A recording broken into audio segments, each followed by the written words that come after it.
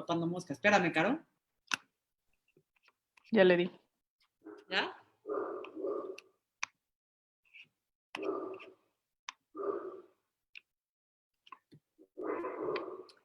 Hola, amigos. Denos unos segunditos antes de empezar.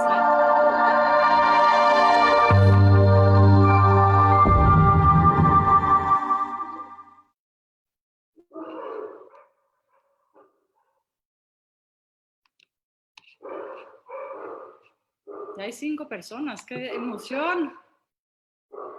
Denos un segundito más. Les vamos a compartir un pequeño videíto en lo que empezamos.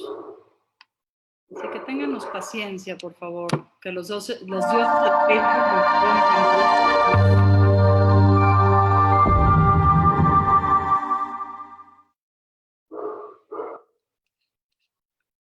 Y bueno, yo ya lo compartí en donde pude. Cuando estemos listos, pues empezamos.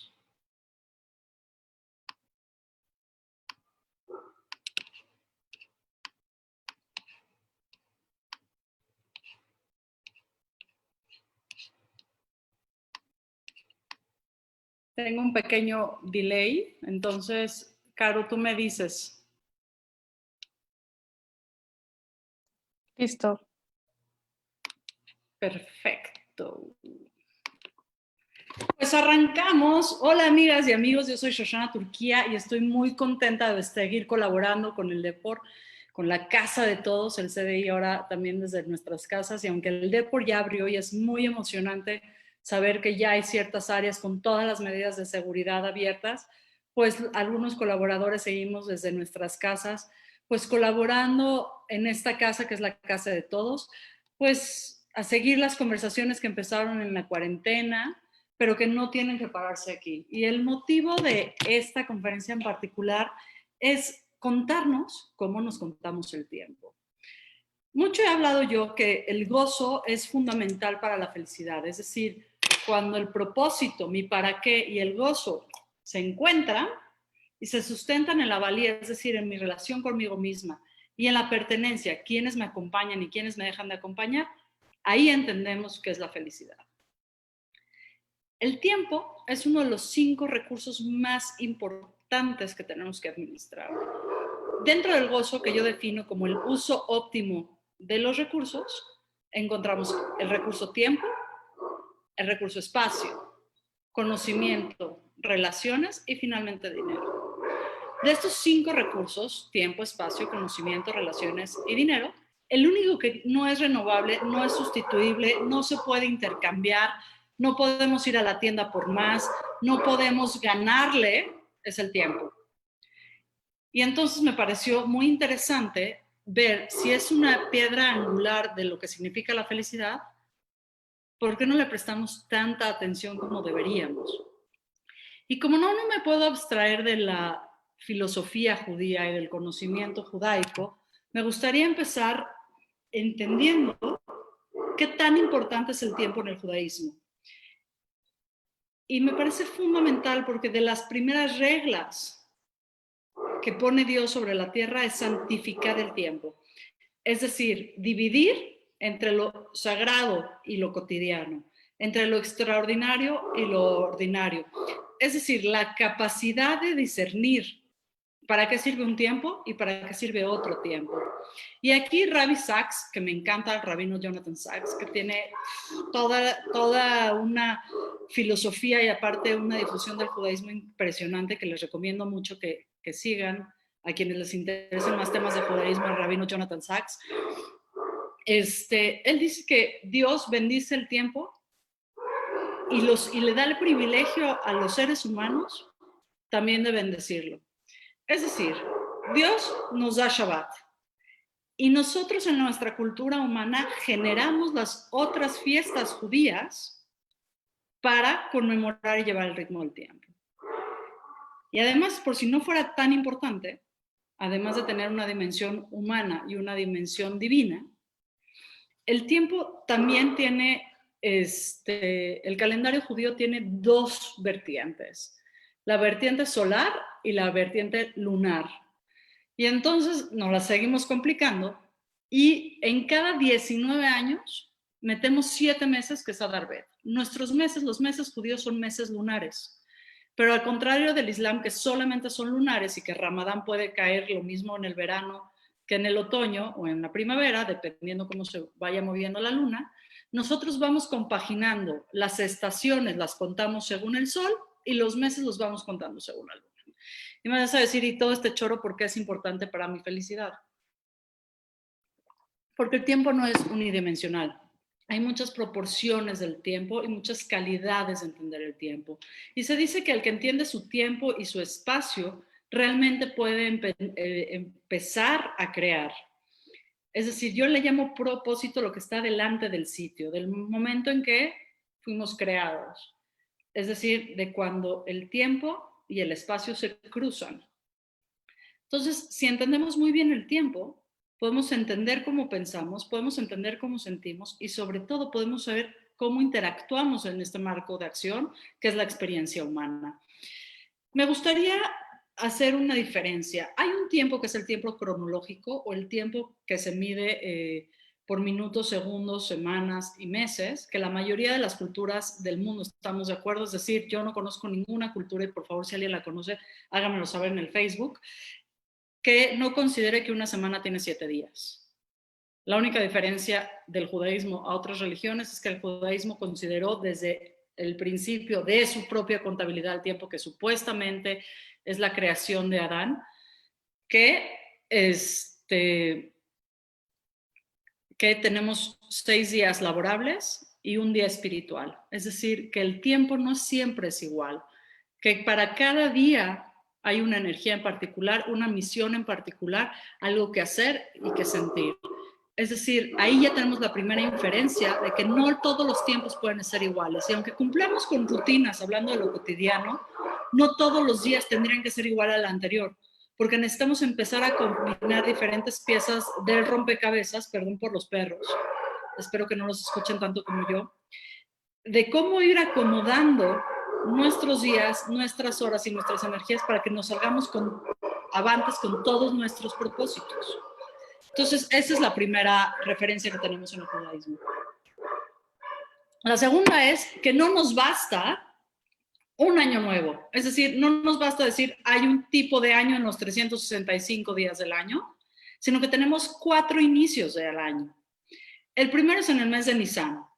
En el mes de Nisan pasan 2 cosas. Y me vas a decir, ¿por qué me estás hablando tanto de teología? Porque quiero explicar cómo el componente psicológico, cómo podemos agarrar cosas de lo espiritual y de lo psicológico para llegar a nuestra agenda cotidiana. Entonces, primero tenemos el mes de Nisan, que pasan 2 cosas súper interesantes. La primera es que se seca la tierra después del diluvio. Es decir, el pacto de Dios con la humanidad se refuerza en el mes de Nisan. Y lo segundo que pasa es la salida de los judíos de Egipto. Es el mes donde podemos empezar a probar qué significa la capacidad de elegir. La primera elección la tuvieron Noah y sus hijos al decidir portarse distinto a sus tiempos y embarcarse en el arca de Noé.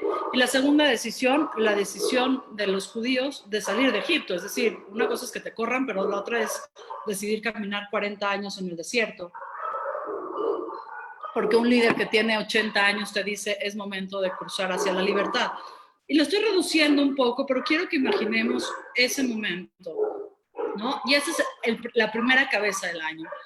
La segunda que tenemos muy clara es Rosh Hashanah, la cabeza del año, el que se da en Tishrei, que además es el 7º mes del calendario judío. Vas a decir como un año nuevo en el 7º mes del año. Bueno, porque ahí estamos celebrando la creación de los humanos. Dicen que es la creación de Adán, pero a mí me gusta ser un poquito más incluyente y creo que todos los humanos fuimos creados en el mes de Tishrei.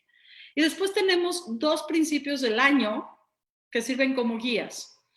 Uno es Tu Bishvat, que decimos que es el principio del año según los árboles, según el calendario judío, y el último principio de año, que no lo sabemos muchas personas, es el primer día del último mes del año, o sea, el primer día de Elul, celebramos en el judaísmo el diezmo que tendríamos que dar sobre nuestros animales. Y entonces tenemos 4 inicios del año. ¿Cuál es el mensaje ahí? Que todo el tiempo tenemos que estar revisando cuál es nuestro propósito y cómo vamos acomodando las piezas de rompecabezas. Entonces tenemos un tiempo cronológico que se mide en días, meses, horas, segundos, minutos, etcétera. Y tenemos un tiempo psicológico. Es decir, ¿cuál es mi propia percepción del tiempo? ¿Cómo me acomodo yo dentro de esos rituales? ¿Cómo me acomodo yo dentro de esas 24 horas? ¿Qué voy a hacer con ese día? Y ahí la pregunta no es tan sencilla. Hay un gran autor que me gusta mucho, que ya lo he mencionado en diferentes conferencias, y si me repito, discúlpeme, pero es que me tiene completamente fascinada, que se llama Philip Zimbardo. Y Philip Zimbardo dice que el tiempo es un fluido, es una línea que va,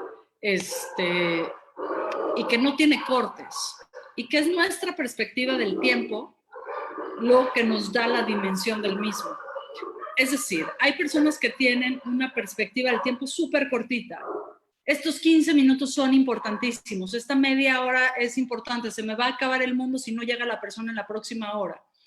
Esta es la perspectiva del tiempo que cada vez se va achicando más y tiene que ver con esta lógica de la inmediatez de la hipermodernidad digital.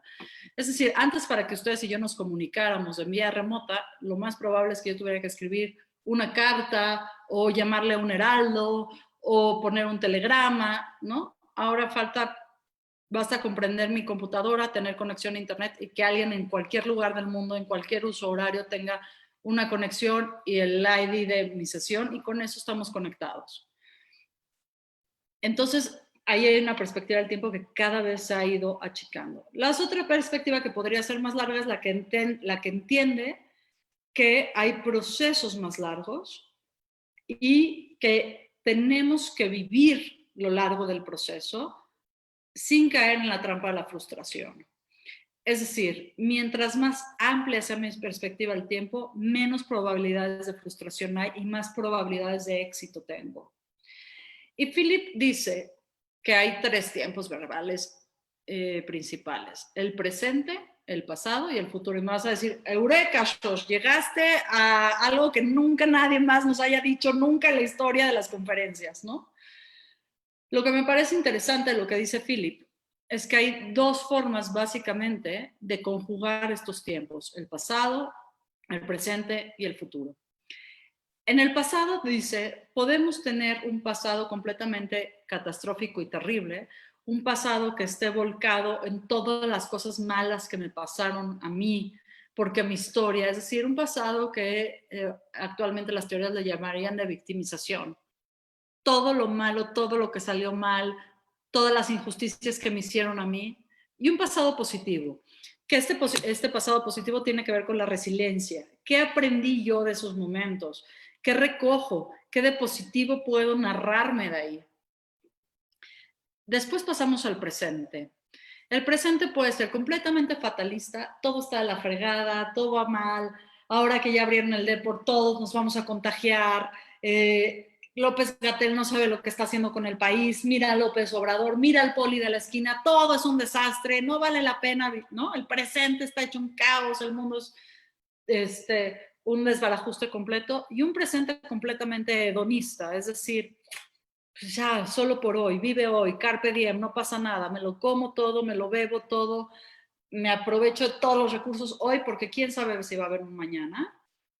Y el futuro. Y él dice, hay 2 tipos de futuro. El futuro trascendental, es decir, quienes tienen una corriente espiritual y dicen, no, bueno, me jodo hoy porque mañana voy a llegar al paraíso, al Olama Ba, a lo que sigue. Es decir, hay una esperanza de que el futuro va a ser mejor porque sí, así como todo tiempo futuro será mejor. Y hay un futuro que tiene que ver con los logros, es decir, sacrifico todo hoy, sacrifico el tiempo con mis hijos, sacrifico mi salud física, sacrifico mi tiempo de ejercicio, porque si me esfuerzo muchísimo hoy, el día de mañana voy a tener una recompensa.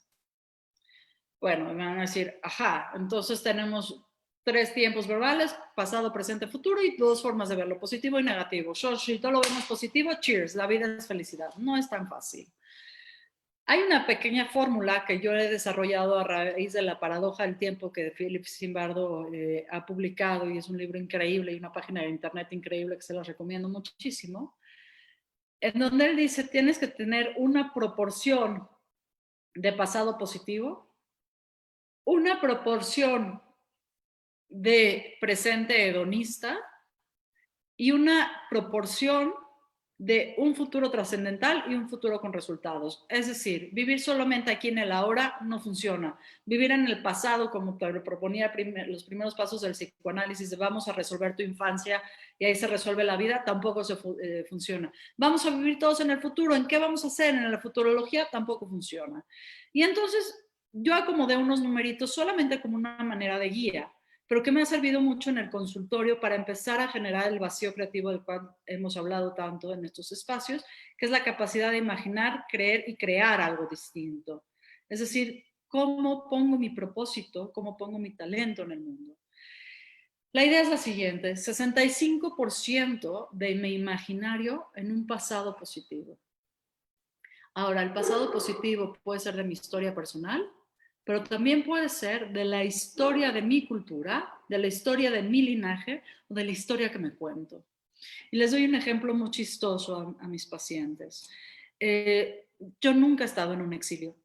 Yo nací en la Ciudad de México, las veces que he emigrado ha sido por gusto, a buenas universidades, y cuando he viajado ha sido por placer. Nunca he viajado porque alguien llegara con una lista con mi nombre y me expulsara de mi casa o de mi país.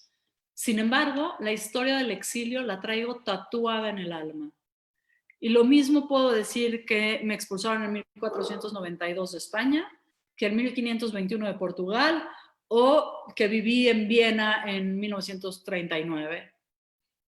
Es decir, mi pasado no solamente se compone de mi historia personalísima, sino también de la historia de mis genes, es decir, de la historia de mi familia y de la historia de mi linaje. Ahora, ¿cómo voy a construir ese pasado positivo? Con la imaginación.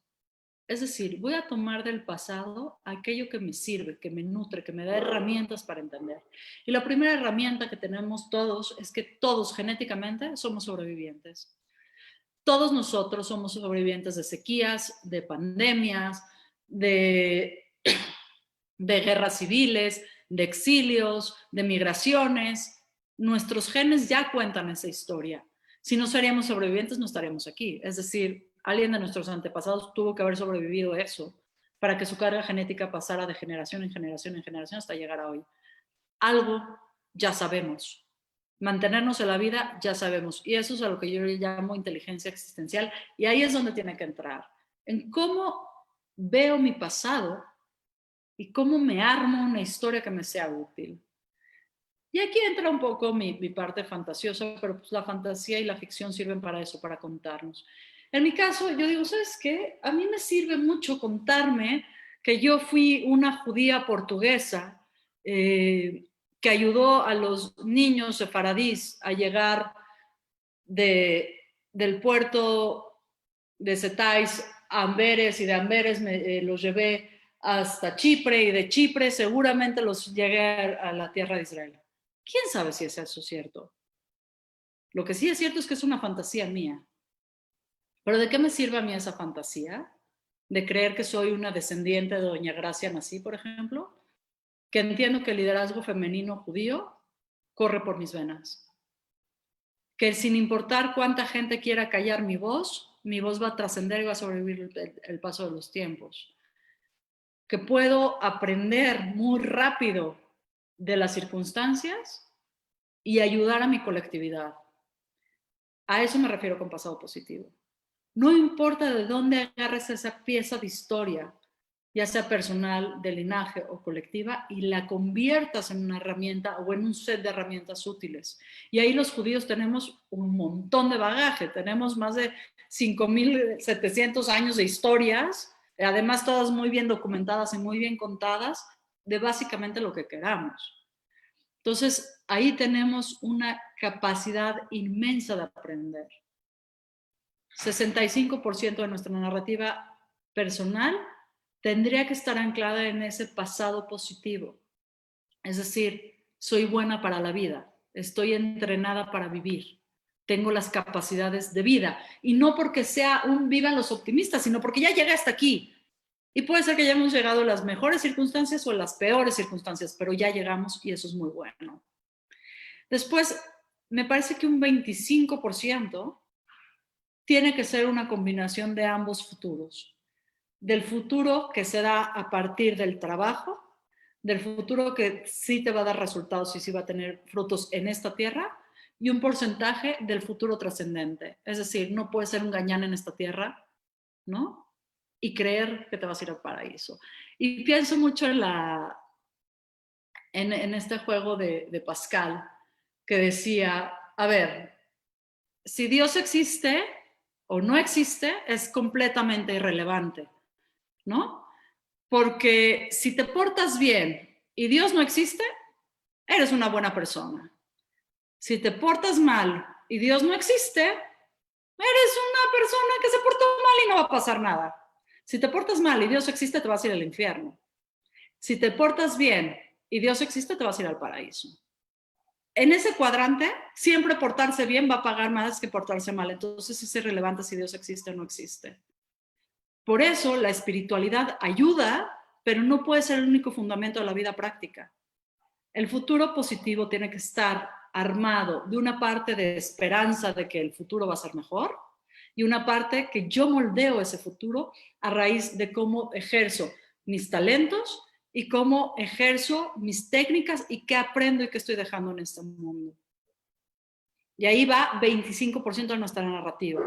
Es decir, sin futuro no hay presente. Y todos los que sufren de ansiedad y todas las terapeutas que sufren de ansiedad, que tienen pacientes con ansiedad, me van a decir, ¿cómo estás diciendo eso? Si la depresión es ver hacia el pasado y la ansiedad es ver hacia el futuro. No, yo digo que hay que reinterpretarlo y dejarle de tener tanto miedo a las emociones. Y después hay un 15% que yo suscribo que tiene que ser el presente hedonista. Es decir, si en mi cotidiano, en mi hacer día a día, yo no puedo decir, Kitov, es decir, y fue bueno, no vale la pena todo este esfuerzo. Si yo no encuentro momentos de placer y gozo en mi agenda cotidiana, ¿de qué vale toda la experiencia humana? ¿De qué vale que mis genes hayan trascendido todo este tiempo? ¿De qué vale que en el futuro me voy a ir al jardín del Edén si el presente es asqueroso? Y ahí es donde yo regreso a la posibilidad de elegir tres cosas. Y lo digo contundentemente y con convicción. El amor, la libertad y la felicidad son elecciones. Y el problema es que no sabemos cómo elegirlos, pero podemos aprender. Y eso es increíble. ¿Cómo nos contamos nuestro propio tiempo? Yo creo que nos los contamos viendo nuestra agenda.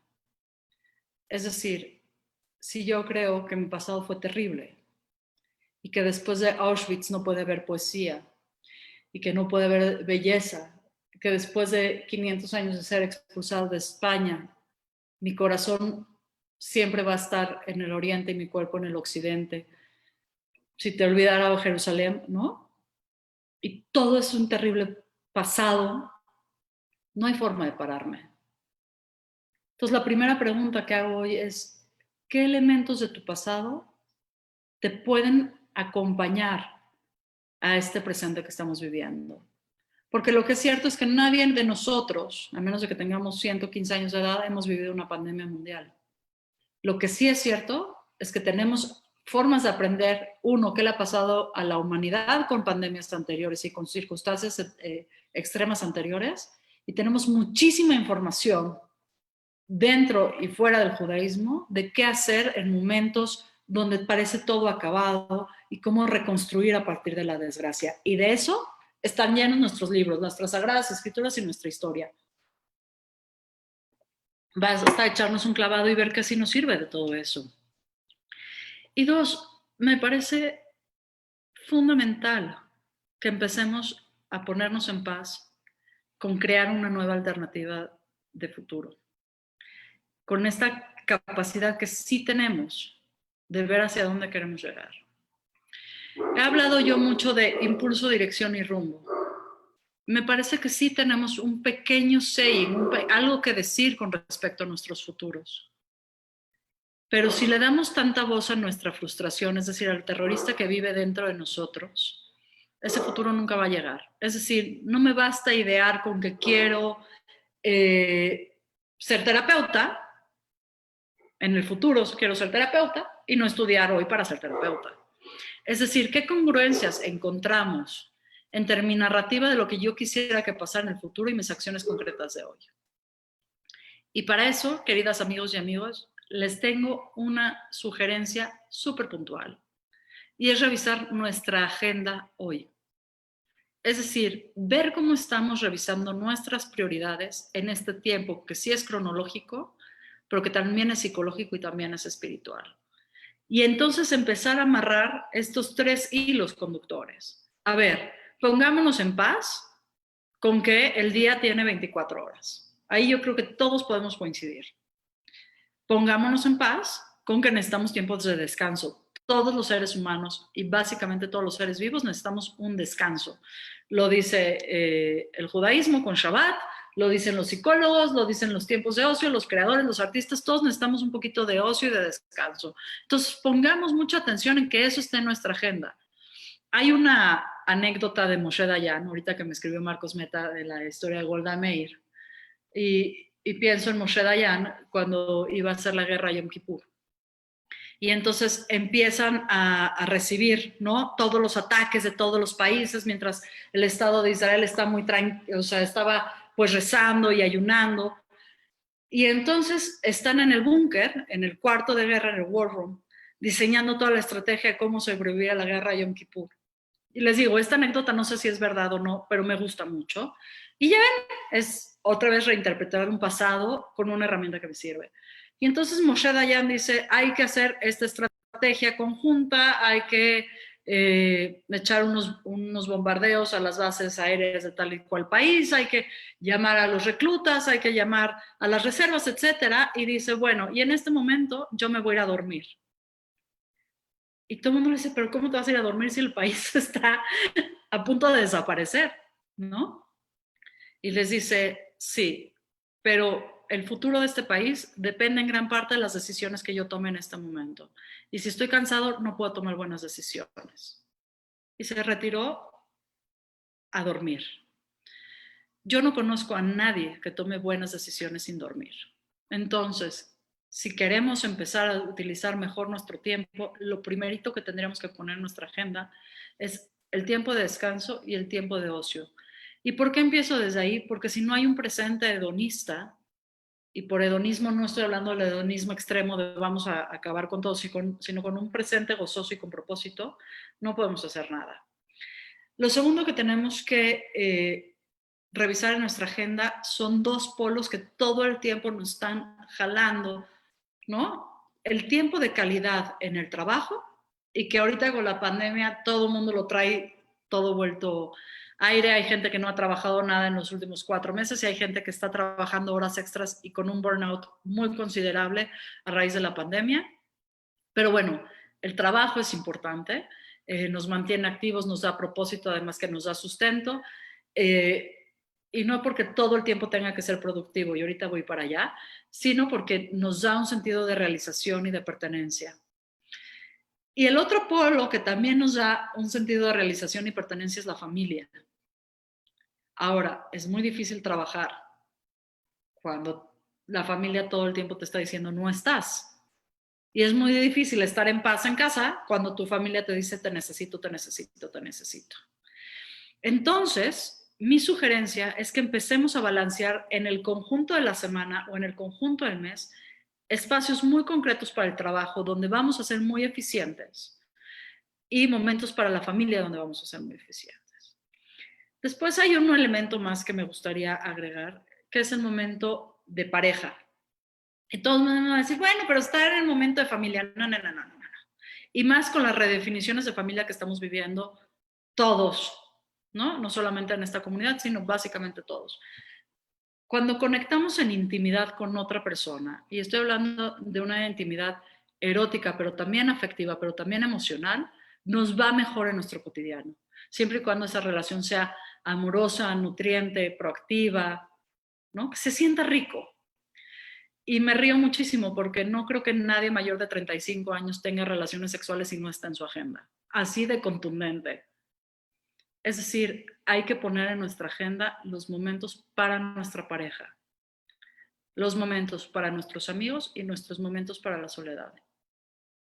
Y la soledad es fundamental. Y no estoy hablando nada más de hacer ejercicio o tener tiempo de meditar, sino un tiempo del dolce far niente, como decían los italianos, del dulce hacer nada. Es decir, en este momento de silencio profundo, donde no tengo ni influencias externas ni fuerzas externas que me obliguen o me forcen a pensar, a sentir o a hacer de una manera distinta a la que quiero. Si estamos diciendo que el amor, la libertad y la felicidad son elecciones, y toda mi agenda, todo mi tiempo está sometido a las demandas externas, a las fuerzas externas, a las influencias externas, entonces, ¿dónde está mi espacio para reflexionar? ¿Dónde está mi espacio para sentir? ¿Dónde está mi espacio para reconocer qué aprendí, qué me gusta, qué no me gusta y cómo lo voy a cambiar? Y me vas a decir, ajá, ¿y cómo metemos todo en 24 horas? Pues hay que hacerlo. Y ahí es donde me gusta mucho otra vez el concepto de la perspectiva del tiempo. No te alcanza 24 horas, usa una semana. No te alcanza una semana, usa un mes. Es decir, en la configuración de un mes es como un microcosmos del resto de nuestras vidas. Como usemos nuestros días, es como usamos nuestra vida. Esa frase es de Anne Dillard y me encanta. ¿Cómo usas tu día? Así es como usas tu vida. Y hay gente que me dice, bueno, no he escrito esa novela porque no tengo tiempo. Y cuando digo esa gente, hablo de mí misma, ¿no? Claro que tengo tiempo, tengo el mismo tiempo que cualquiera de ustedes que me está escuchando en este momento. Lo que no tengo es el espacio mental para sentarme a escribir. Pero entonces, lleno de otros satisfactores que me van a llevar a escribir mejor, mis días, mis semanas, los meses y los años. ¿Cómo nos contamos el tiempo? El tiempo tiene que ser contado en 3 dimensiones. En la dimensión espiritual, es decir, hay una parte divina y una parte cultural del tiempo que es innegable en cómo se cuenta. Y puedes decir, ¿también es científico? Claro que es científico. Hay una dimensión psicológica, es decir, de ese tiempo disponible, ¿qué tomo para mí? ¿Cómo lo acomodo? ¿Qué recojo? ¿Qué siembro? ¿Qué me sirve y qué me deja de servir? Y finalmente, el tiempo de la imaginación. Es decir, ¿cómo genero yo este vacío creativo que me va a permitir imaginar, creer y crear la persona que quiero ser en unos años, en unos meses, en unos días? Ahora, dentro de esta exploración hay varias corrientes ideológicas, filosóficas, psicológicas que se contraponen, ¿no? ¿Cuántos de ustedes no han leído, por ejemplo, este libro del poder de la hora? ¿Cuántos de ustedes no han escuchado el solo por hoy? ¿Cuántos de ustedes no han escuchado el famosísimo mindfulness de cómo estás aquí en este momento? Todas esas escuelas me parecen fundamentales para darnos un eje y un punto de inicio, pero no son suficientes para imaginar, creer y crear. Es decir, no confundamos la herramienta con el proceso. No confundamos la herramienta con el proceso, con el resultado. ¿Cuál es el resultado? La memoria que vamos a tener de nuestra propia experiencia humana. Es decir, las decisiones de hoy, la decisión que estés tomando hoy, por minúscula que sea, es tu presente para el futuro, es decir, es tu regalo para el futuro.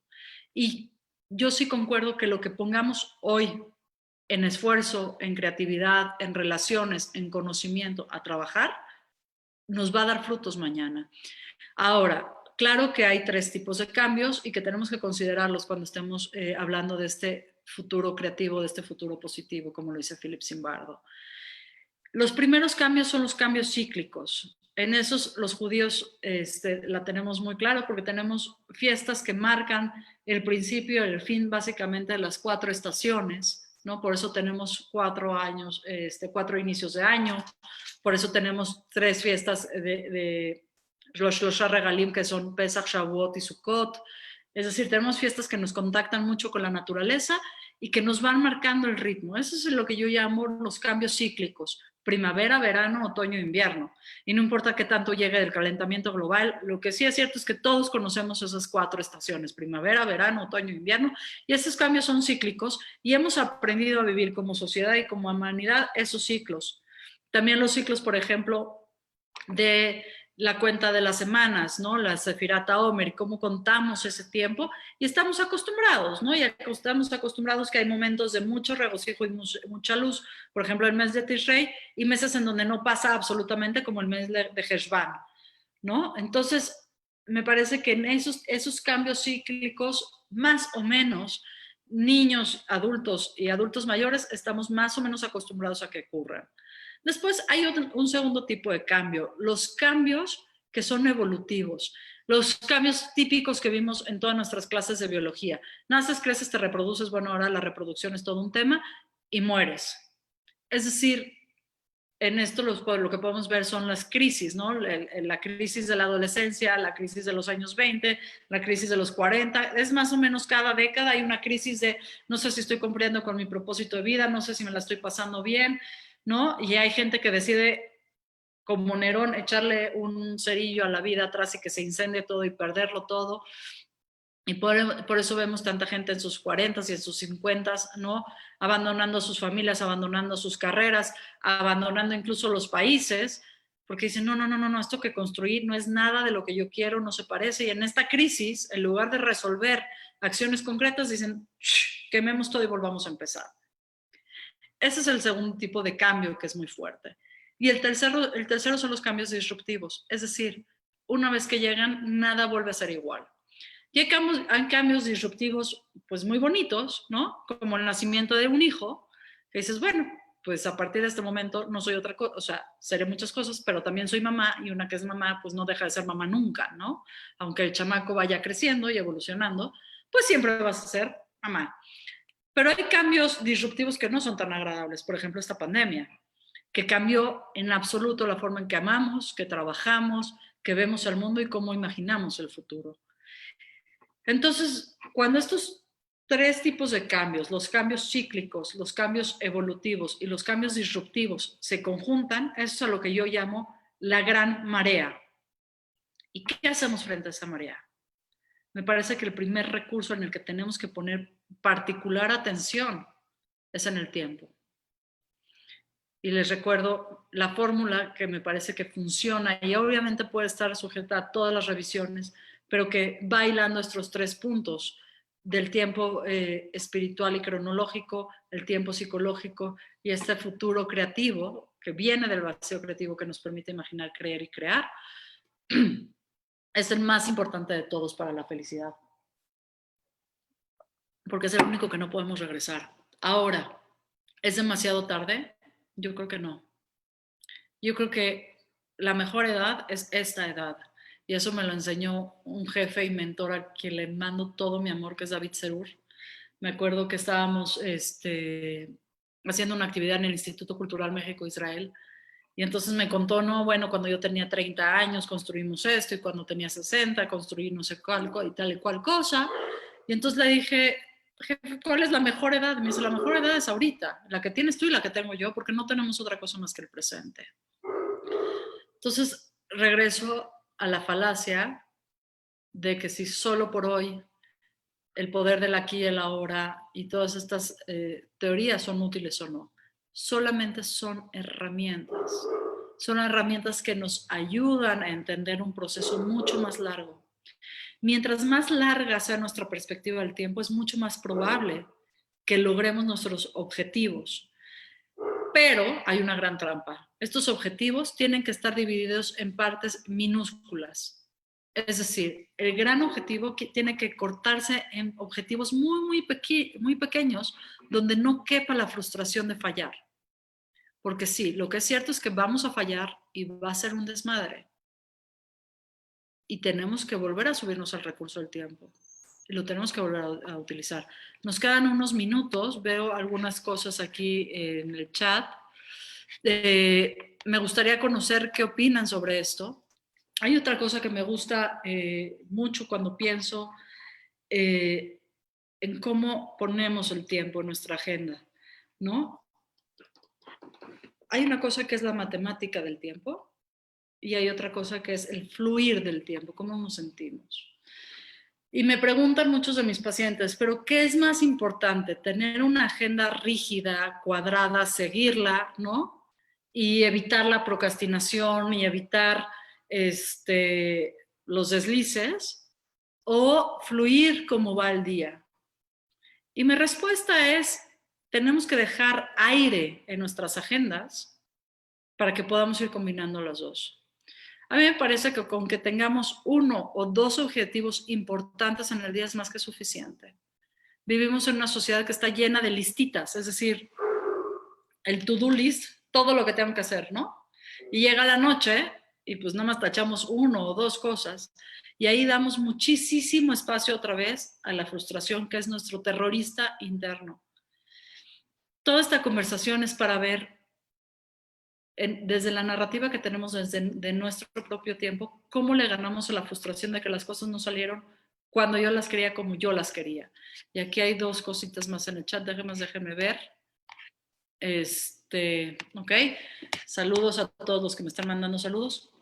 Es decir, me parece que cómo nos contamos el tiempo es realmente una arma fundamental para destruir la frustración. La frustración de que las cosas no salieron ahorita como las quiero, pero que sí pueden salir como yo quisiera.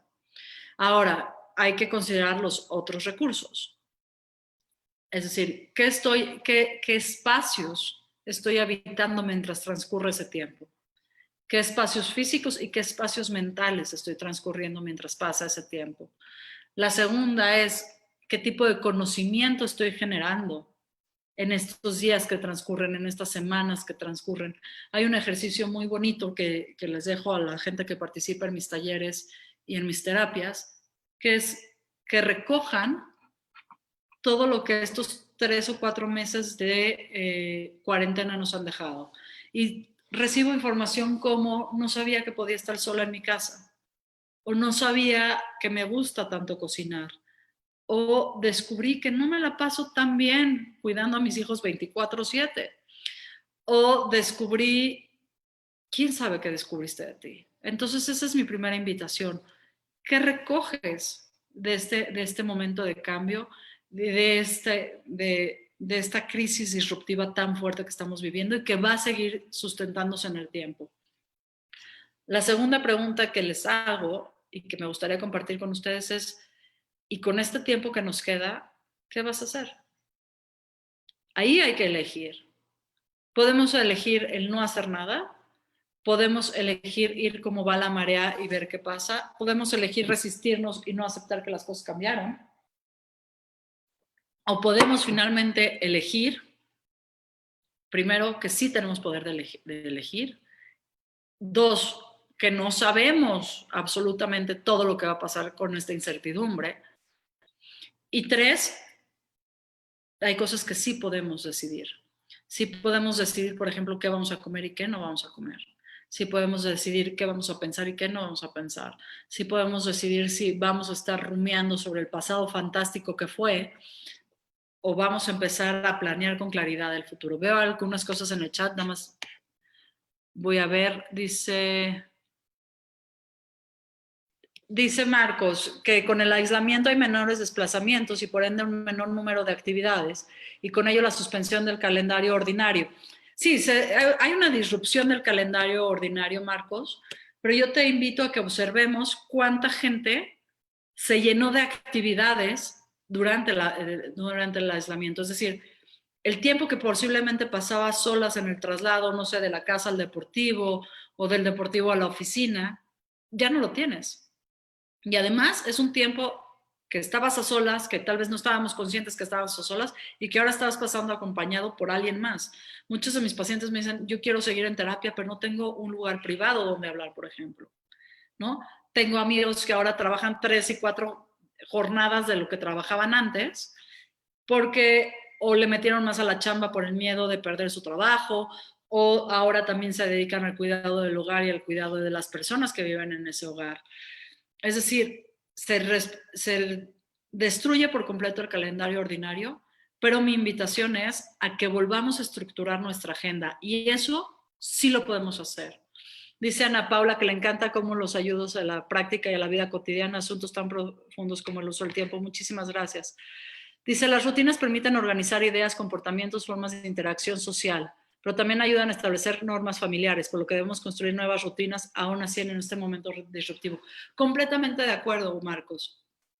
Por eso mi invitación es que agarremos la agenda. No tenemos mejor instrumento en este momento que ver con mucha claridad, casi de cuántos cuadritos de color tenemos en nuestra agenda.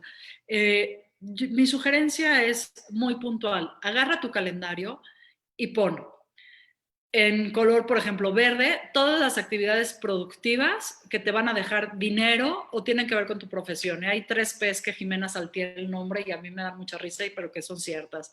O te deja plata, o te deja prestigio, o te deja placer. Si tienes 2 de esas 3, buenísimo, haz la actividad, ¿no? Entonces, eso va en verde. Tiempo para la familia. ¿Cuánto tiempo de calidad necesitan los miembros de tu familia para restablecer o mantener unos vínculos sanos, amorosos y que nutran a las personas que están en ese vínculo? Quien tiene niños chiquitos sabe que necesitan dedicar gran parte del tiempo, si no es que todo el tiempo, a proveer servicios de amor y de presencia y de comida y de limpieza a los niños chiquitos. Y los adolescentes, con que les demos 20, 30 minutos al día, créanme, muchos de ellos, si es de calidad, se dan por bien servidos. Y entonces poner en la agenda, ok, tiempo de familia. Y en mi caso, por ejemplo, la hora de comida con los niños la tengo marcada en súper rojo, ¿no? ¿Por qué? Porque para mí es mucho más divertido hacer una plática con ustedes, atender a un paciente, ponerme a cortar el césped, que ver como mi niña que va en segundo de primaria practica su lectoescritura. Les juro que hay cosas mucho más interesantes que ver a un niño cómo aprende lectoescritura. Pero para mí es fundamental pasar tiempo de calidad con mis niños.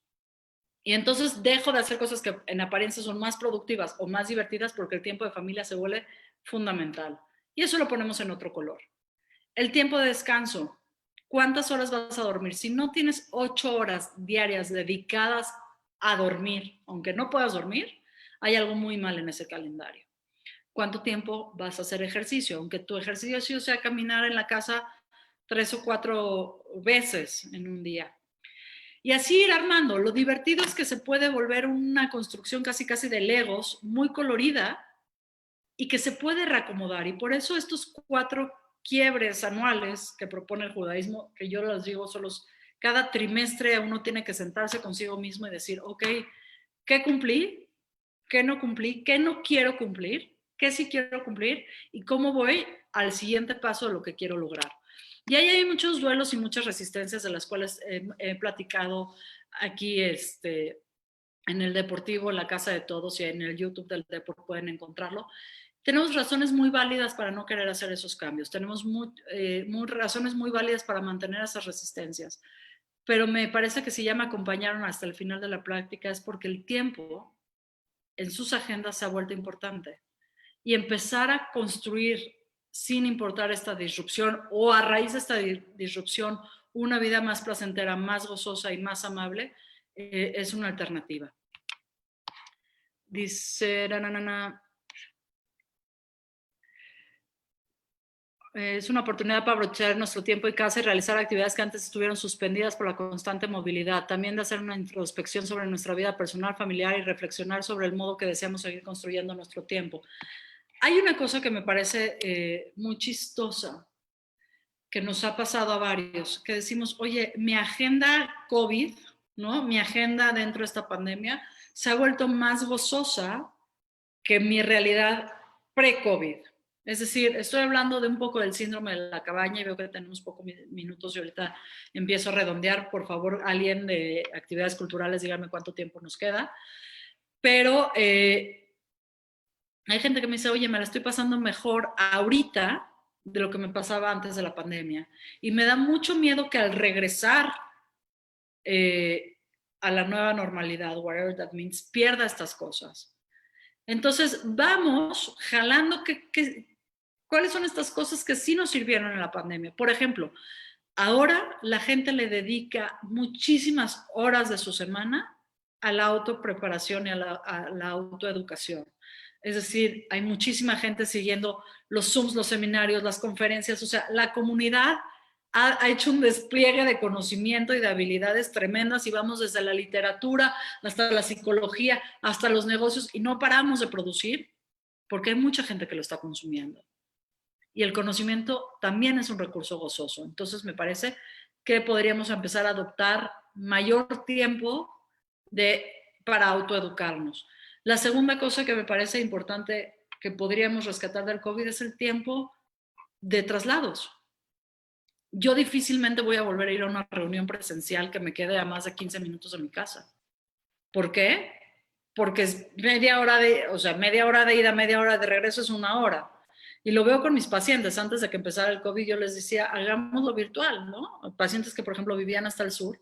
Yo les decía, a ver, haces una hora de trayecto, tomas hora y media de terapia y después haces otra hora de trayecto, estás perdiendo 3 horas y media de tu vida. En cambio, si te conectas en línea, pues solamente estás invirtiendo hora y media. Y si el tiempo es un recurso escaso, pues aprovechemos. Me parece que eso también se va a quedar para futuros referencias.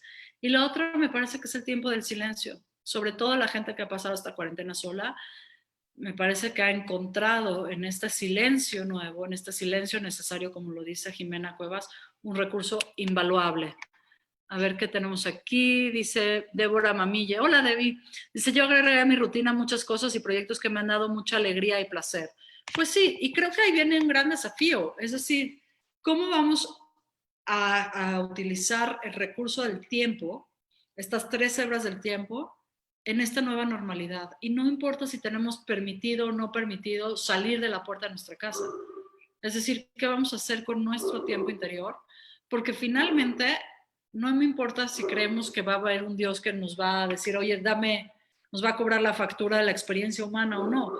Pero si ya estamos aquí, pues hagamos que nuestra vivencia y nuestra experiencia humana sea lo más disfrutable posible. Me parece que hay un último comentario. Dice, hay un efecto péndulo. Marcos, totalmente de acuerdo contigo. Yo les digo que el estrés es esto, es este péndulo que viaja, ¿no? Y entonces cuando logramos cosas extraordinarias en la terapia, el péndulo llega hasta acá, pero siempre el péndulo va a regresar. ¿Cuál es el desafío? Ir metiendo trampas para que el péndulo no llegue hasta lo terrible, hasta lo que no nos gustaba, es decir, para evitar la pendulación entre lo fatalista y lo hedonista, entre lo que yo llamo el exceso y la carencia. Ese péndulo siempre va a estar ahí, Marcos. Lo que tenemos que hacer muy bien es empezar a poner nuestras técnicas y nuestros talentos como frenos a estos péndulos para seguir eligiendo lo que queremos. Les agradezco muchísimo a todas las personas que se conectaron. Ahorita no puedo ver Facebook, pero Reina Rajlewski me ha estado copiando sus comentarios, los cuales aprecio muchísimo.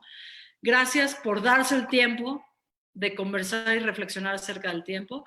Les invito a que lean muchísimo los escritos de Jonathan Sacks, el rabino Jonathan Sacks, de Philip Zimbardo, La paradoja del tiempo, y que me sigan en mis redes sociales. Yo soy Shoshana Turquía, me pueden encontrar en www.shoshanaturquia.com, y si tienen algún tema de ansiedad, de depresión o de procrastinación y que el tiempo se les está haciendo bolas, pues con mucho gusto podemos platicarlo. Me pueden mandar un mensaje a mi WhatsApp 55 52 16 11 88. Repito, 55 52 16 11 88. Se nos acaba el tiempo, irónicamente hablando del tiempo. Tengo que agradecerle muchísimo a Rina Rajlewski, a Carolina, a Alejandro, a todo el equipo de actividades culturales del Deportivo, a toda la directiva del Centro Deportivo Israelita que ha permitido que nos mantengamos en unidad, en comunidad, durante esta pandemia y desde hace 70 años. Y les deseo a la casa de todos que tengamos 70 años más de creación, de comunicación y de interacción. Gracias a todos por seguirme. Yo soy Shoshana Turquía y esto fue Como nos contamos el tiempo.